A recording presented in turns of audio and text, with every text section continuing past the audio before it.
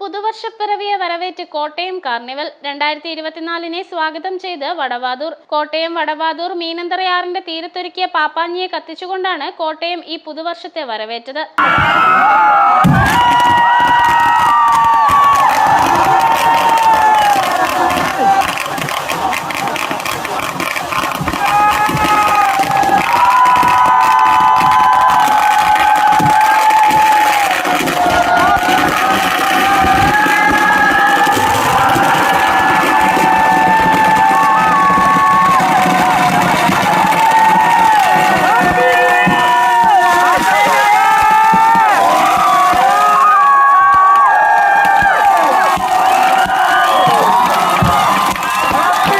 പതിനായിരക്കണക്കിന് ആളുകളാണ് പുതുവത്സരം ആഘോഷിക്കാനായി വടവാതൂരിൽ എത്തിച്ചേർന്നത്.